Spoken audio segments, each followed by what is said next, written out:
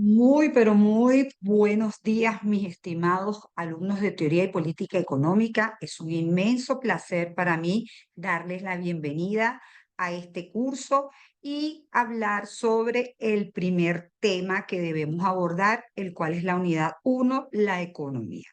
Este tema nos va a permitir tener una visión integral, completa, de los principios básicos de la economía, de su concepto, de su objeto, de su método, y todo lo vamos a hacer a través de una presentación de PowerPoint donde vamos a tener contenidos todos los elementos. Permítanme compartir pantalla para poder comenzar entonces esta unidad 1.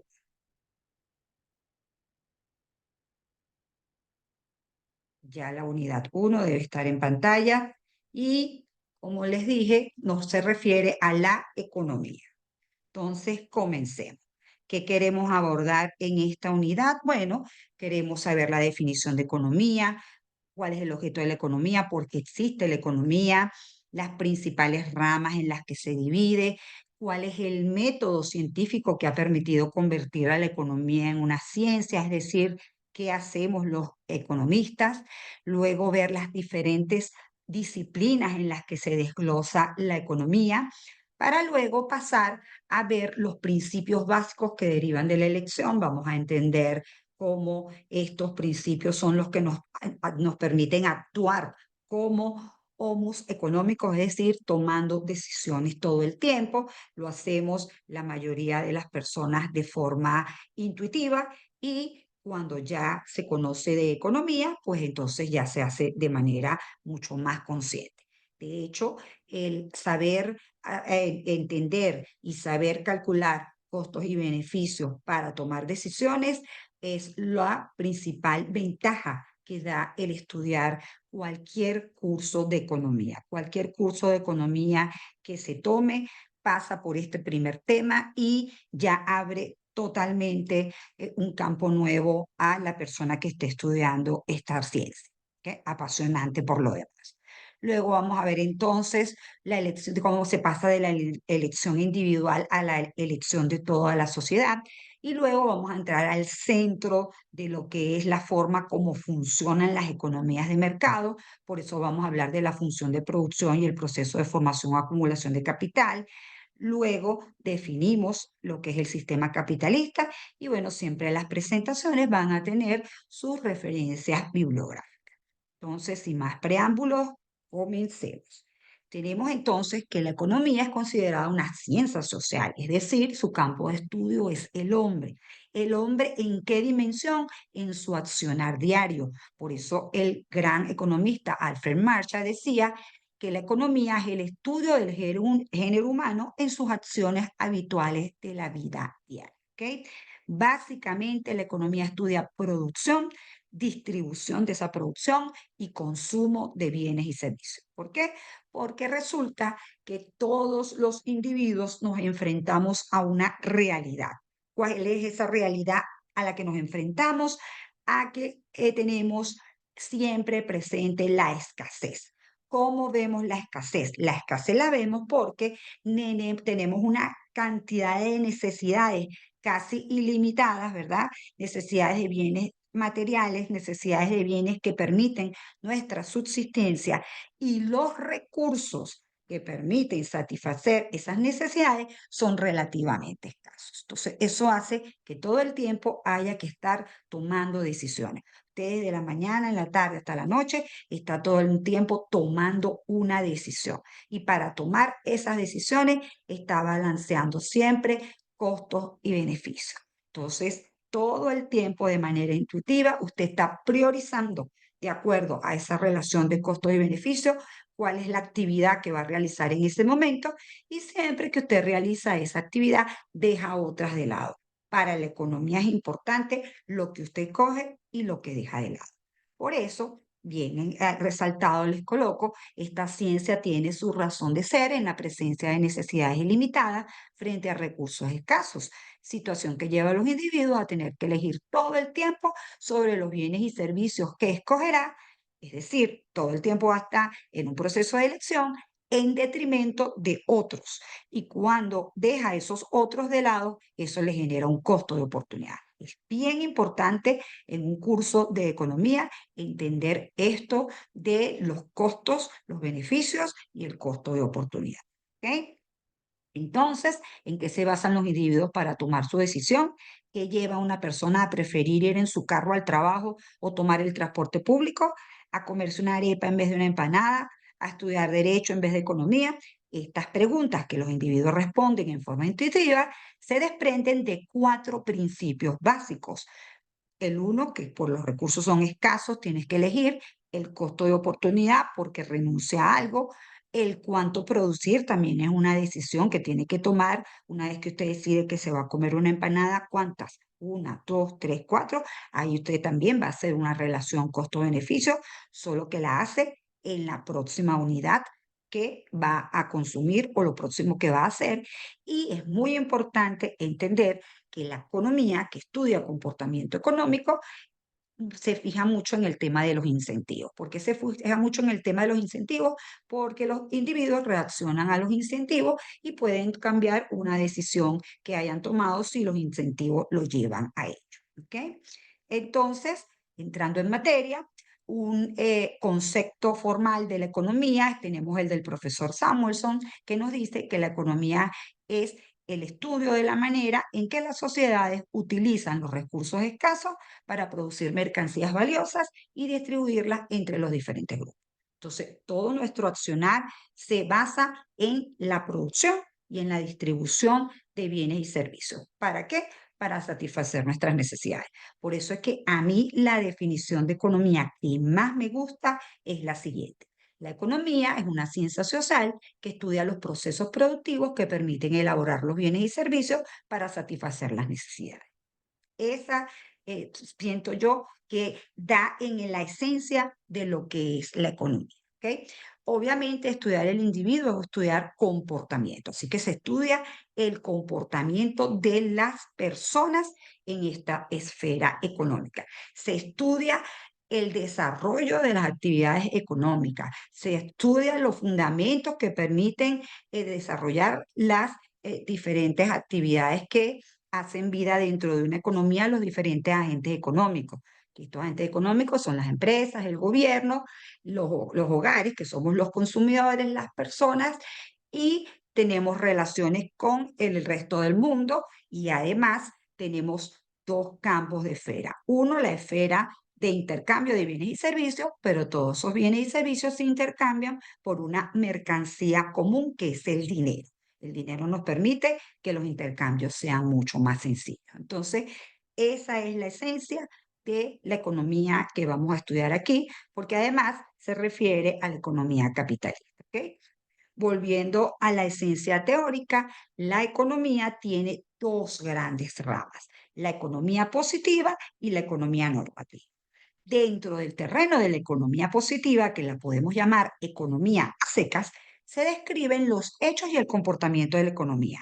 Las preguntas solo pueden responderse refiriéndose a lo que sucede. Se enfoca en lo que es. Se apoya en el análisis económico y en los modelos. Repito, es estar frente a los principios económicos.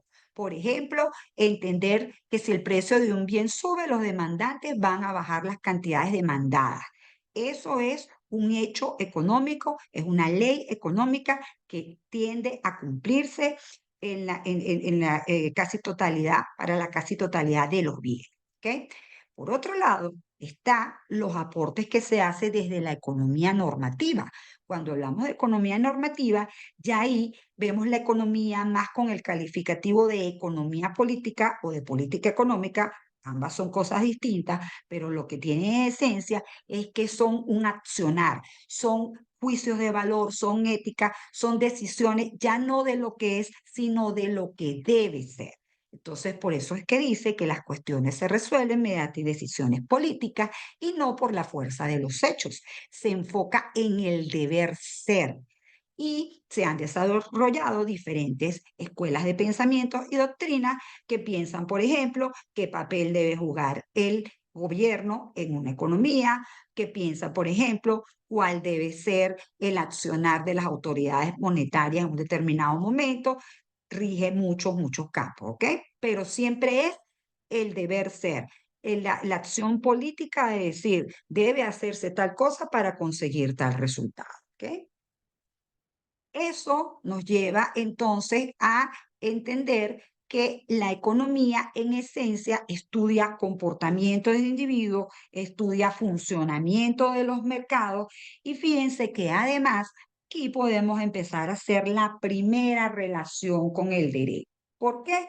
Porque existe una parte de la economía o una parte en el derecho, perdón, que se llama análisis económico del derecho. Y el análisis económico del derecho lo que hace es aplicar principios de la economía que vamos a desarrollar en esta unidad en el campo jurídico, en el campo del derecho. Y también lo hace con la perspectiva positiva y normativa.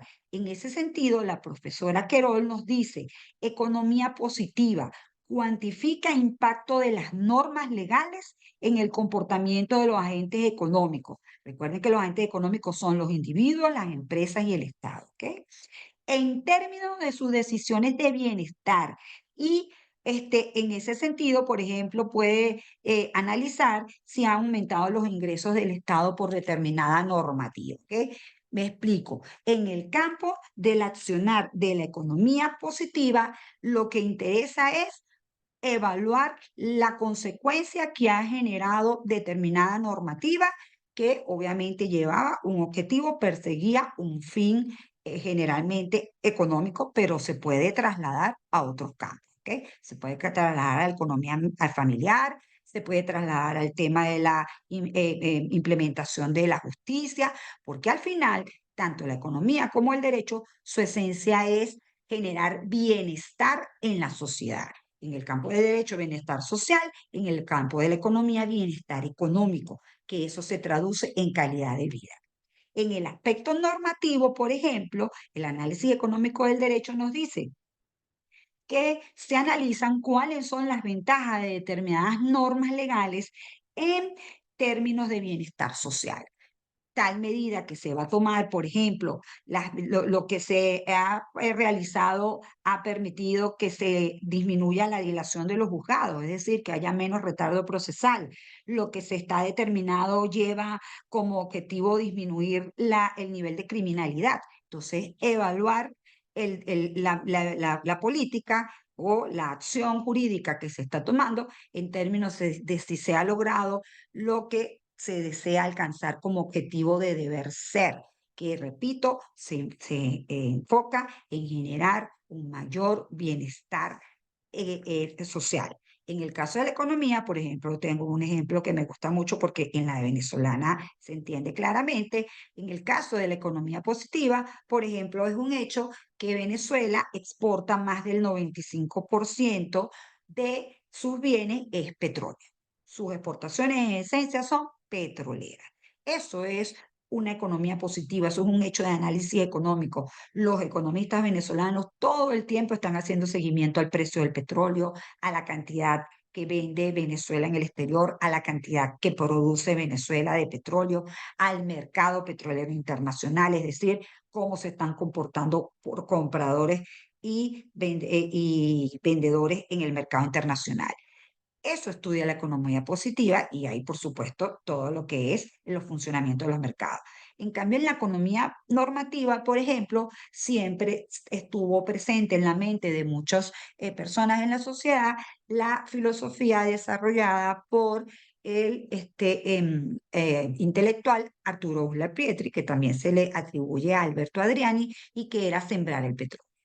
Ahí, en esa consigna del sembrar en el petróleo, lo que estaba detrás era que los ingresos petroleros fueran utilizados en el desarrollo de otras actividades distintas al petróleo para tener una economía más diversificada. Por ejemplo, poder exportar otros bienes distintos al petróleo y eso obviamente redunda en tener una menos vulnerabilidad a los choques que se puedan producir en el mercado petrolero internacional.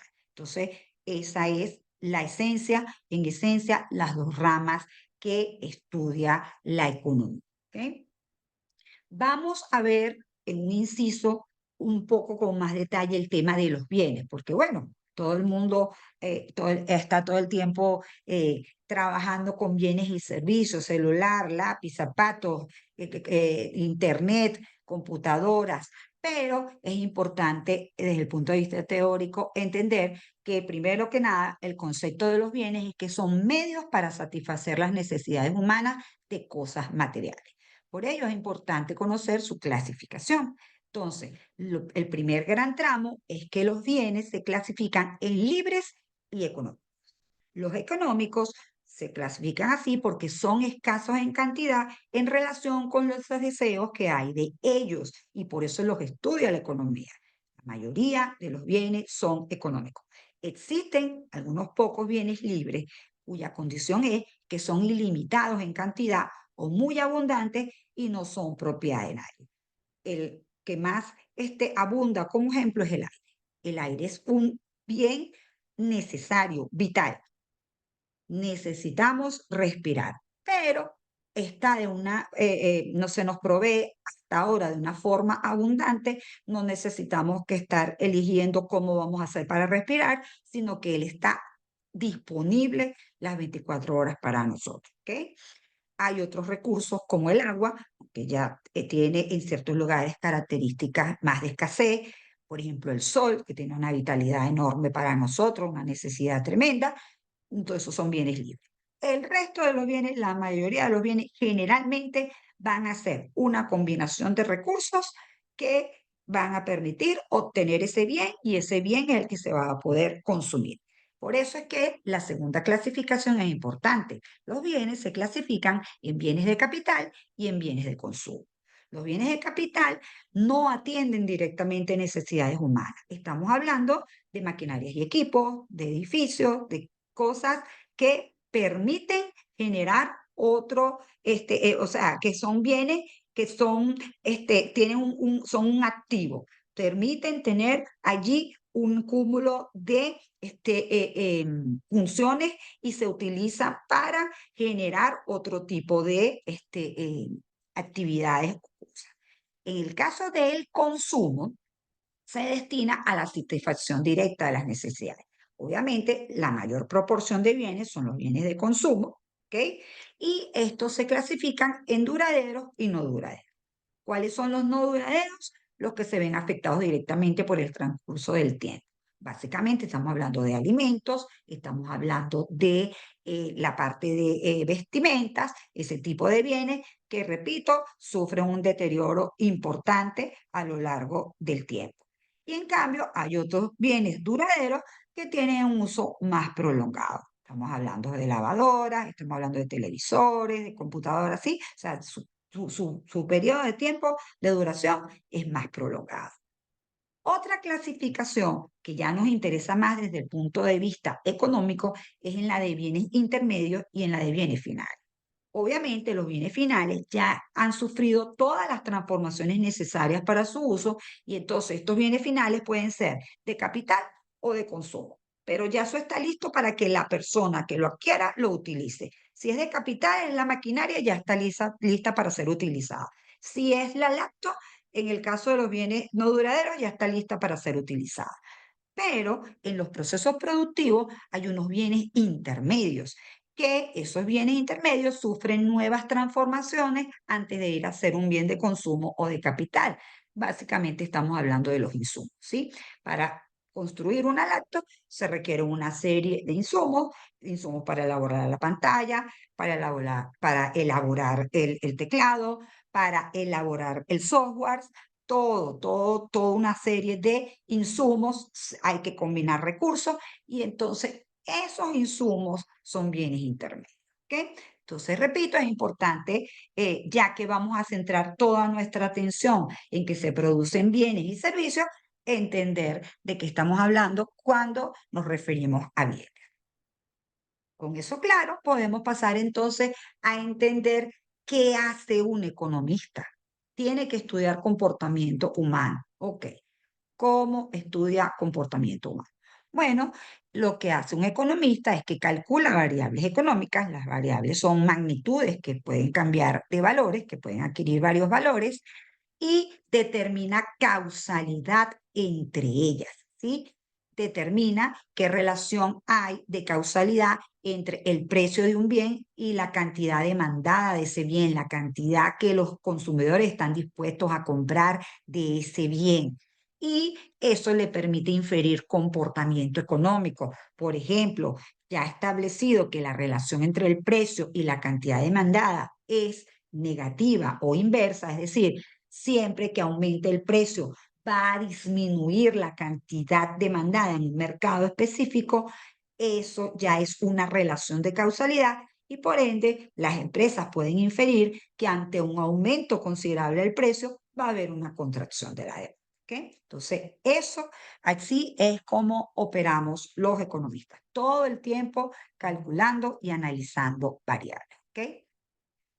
Hay unos principios básicos que nos van a poder permitir llegar a comportamientos que pueden ser replicables en el futuro. Y eso es un razonamiento como el siguiente. Un economista asume un comportamiento racional de los individuos. Es decir, lo que primero parte de los economistas es que los individuos persiguen sus propios intereses. El consumidor persigue su propio interés de lograr la mayor satisfacción posible de los bienes que consume. En el caso de la empresa, el empresario trata de maximizar el beneficio o ganancia de la actividad económica que está haciendo. ¿Okay? Entonces, los individuos y los consumidores y los productores persiguen sus propios intereses y entonces uno puede inferir un comportamiento. ¿Todas las personas se comportan racionalmente? ¿Todas las empresas se comportan racionalmente? No, ¿verdad? Puede usted encontrarse en algún momento con que un individuo en particular se comporte de forma distinta al como lo espera la economía. Pero esa sola persona no genera un impacto que contradiga el efecto que uno espera en la relación de las variables. Porque uno lo que hace es que decir que en promedio en el mercado de celulares, siempre que aumente el precio, va a haber menos cantidad de celulares que las personas están dispuestas a comprar. Y eso tiene todo un basamento teórico de por qué ocurre eso. Obviamente, parte del proceso es que se restringe su capacidad de compra. ¿Okay? Entonces, esa es la forma como operamos los economistas en lo que llamamos las leyes de los grandes números, es decir, cómo vemos los movimientos de promedio, cómo en promedio se comportan los agentes económicos. Un principio que además van a escuchar siempre de un economista es el supuesto de ceteris paribus. ¿Qué significa ceteris paribus? Que lo demás permanece constante. ¿A qué se refiere esto? Se refiere a que yo estoy relacionando variables, pero obviamente una variable es impactada por muchas otras variables. Por ejemplo, la cantidad demandada no solamente es impactada por el precio, es impactada por el gusto de los consumidores, es impactada por el ingreso de los consumidores. ¿Qué hago yo como economista? Digo, voy a estudiar solamente la relación de respuesta de las cantidades demandadas a movimiento de los precios, dejando constante el ingreso, dejando constante la preferencia de los consumidores, dejando constante el resto de la variable. Dejar constante significa que yo voy a construir un modelo, solamente voy a mover estas dos variables y voy a ver cómo responde una a la otra y las demás variables las voy a dejar exactamente con el mismo valor. Eso es lo que se llama dejar constante. ¿Okay? Entonces, en esencia, esta disciplina, que por cierto no es tan viejita como uno pudiera esperar, tiene alrededor de 250 años la economía, no como por ejemplo el derecho, que sabemos del derecho desde los romanos y todo el desarrollo que han tenido las sociedades en sus sistemas políticos. En cambio, en la economía, realmente, si siempre hubo la inquietud desde Aristóteles de que había algo muy particular en el comportamiento humano que estaba relacionado con las necesidades, es en 1776 donde el gran Adam Smith, que es el Adán de la economía, es el gran filósofo escocés, o lo que llamamos ahorita el Reino Unido, que se toma la tarea de hacer una observación aguda, una recopilación aguda de todos los principios y leyes económicas y se dedica a escribir una obra de 10 tomos que se llama Naturaleza y causa de la riqueza de las naciones. Allí, con ese compendio de teorías, principios que se establecen en la obra de Adam Smith, se le da ese inicio a la ciencia económica. De allí en adelante se habla de ciencia económica. ¿Por qué? Porque hay teoría económica detrás. Acuérdense que una teoría es una explicación de los mecanismos que subyacen en los fenómenos observados. O sea, entonces ya se observan los fenómenos y hay una explicación de por qué ocurren esos fenómenos. Él no solamente desarrolla el esquemas y principios, como por ejemplo los que permiten entender por qué unas naciones son ricas y por qué otras naciones son pobres, sino que además genera toda una doctrina de pensamiento que es la escuela clásica. ¿Okay? El propulsor inicial de la escuela clásica, donde el dogma, donde el juicio de valor era, porque además eran tiempos de ello, la libertad económica, la necesidad de la libertad económica para que los individuos puedan tomar sus decisiones económicas persiguiendo sus propios intereses. ¿Okay? Ya más específicamente, estamos hablando de que la economía se ha ido desarrollando a través de estos grandes pensadores por el razonamiento lógico. Es decir, ha habido momentos que se ha ido de la deducción a la inducción o al revés. Cuando se hace el proceso de deducción, cuando se parte de principios generales para luego proponer principios aplicables a casos particulares.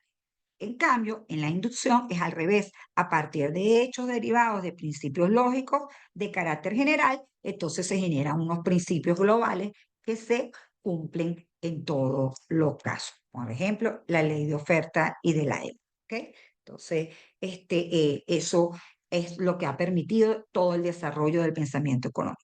Repito, estamos hablando de muchísimos pensadores.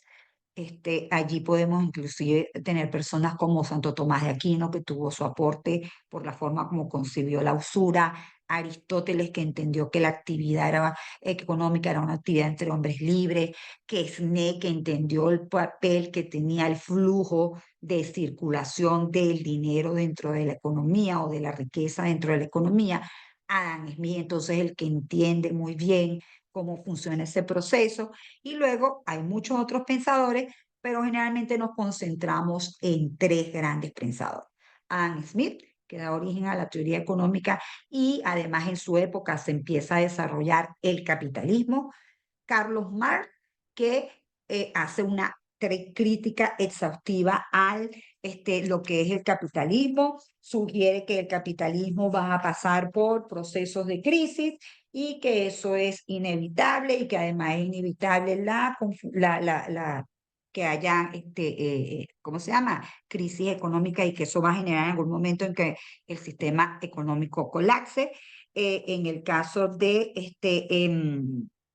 Marx, estamos hablando que Marx es 1818, 1867 sale la obra de Marx, El Capital. ¿Okay? Ciertamente lo que dice Marx se cumple, llegan a haber depresiones fuertes, crisis económicas importantes, la más aguda de todos es la que ocurre en los años 30 del siglo XX, pero allí aparece otro gran pensador que es Carlos Marx, que es John Maynard Keynes, y John Maynard Keynes entonces al distinto de Marx sale a salvar con un andamiaje teórico nuevo lo que es la economía capitalista y cómo desde la óptica de la economía keynesiana se puede entonces solventar el tema de las crisis del capitalismo que son inevitables porque se llega a entender en el siglo XX que la economía pasa por ciclos, que pasa por periodos de expansión, que pasa por periodos de contracción económica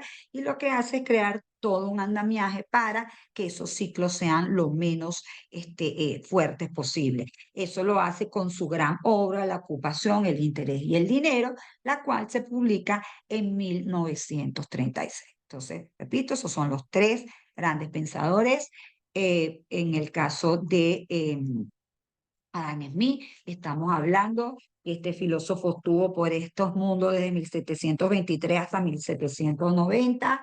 En el caso de Karl Marx, estuvo desde 1818 hasta 1883. Y en el caso de Keynes, estuvo en la época de los 30 y en la época de los... De hecho, al finalizar la Segunda Guerra Mundial, tuvo un papel protagónico en cómo estructurar un sistema financiero internacional. Por lo menos tuvo bastante presencia en opinar cómo hacer eso. Ok, entonces, todos esos principios económicos de los que estamos hablando son posibles porque tenemos un método. Tenemos un método científico. Ese método científico se basa en la observación, en el procesamiento numérico y estadístico, en la construcción de modelos, en el uso de modelos teóricos para deducir predicciones y en la corrección y mejora de esos modelos. Así que, en esencia, lo que hacen los economistas, como relacionamos variables, es plantearnos modelos económicos. ¿Qué son esos modelos económicos? Son una representación simplificada de la realidad. Son modelos que permiten explicar situaciones de la vida real. Por ejemplo, se presenta un hecho como la hiperinflación en Venezuela en noviembre del año 97. ¿Qué hay que hacer para entender el proceso inflacionario en Venezuela? Bueno, lo primero es pasar por la observación. Pero aquí la observación de qué se trata, de ir a buscar episodios de hiperinflación en el pasado, de entender cómo fue la situación en el pasado, qué relaciones, qué deducciones se hicieron de ese hecho en particular. Por ejemplo, en la época de la Primera Guerra Mundial, en los años 20, a lo largo de 2 años, Alemania pasó por un proceso hiperinflacionario de 1.000.000.000% en 2 años subieron los precios. Ha sido el proceso hiperinflacionario más dramático que pueda existir. Eso, por supuesto, destruyó totalmente el sistema económico alemán. De hecho, muchas personas dicen que es lo que le abrió la puerta a Hitler para, con su nueva forma de ver el mundo, generar bienestar económico y que eso entonces hiciera que lo siguieran los alemanes, ¿ok? Entonces, eso empieza a entenderse las relaciones, parte de las relaciones, entonces, por ejemplo, entender que ya ha habido personas que han planteado modelos en los cuales la cantidad de dinero que maneja el Banco Central ¿cómo se llama? Interfiere directamente en la evolución de los precios. Entonces, si los gobiernos se dedican a emitir dinero, a generar aumento de la masa monetaria, sin que eso esté respaldado por la producción, se va generando inflación. Es decir, que no se puede producir dinero indefinidamente porque eso va a generar una inflación. ¿Qué es la inflación, por cierto? La inflación es el aumento continuo y generalizado de los precios de una economía.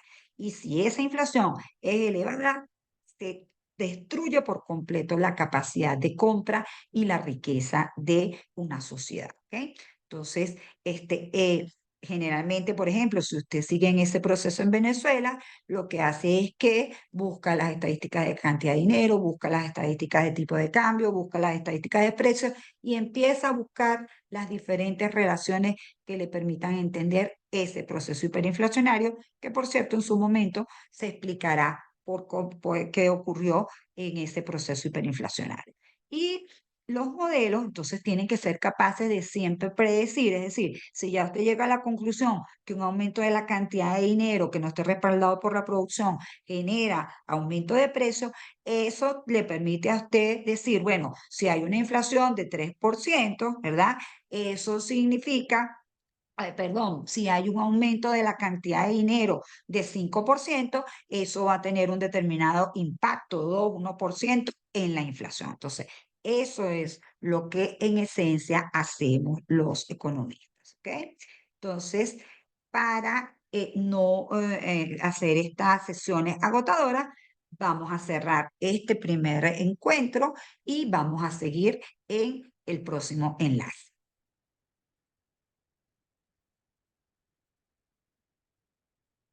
Entonces, repito, seguimos este tema en un próximo enlace, así que sigan atentos conmigo.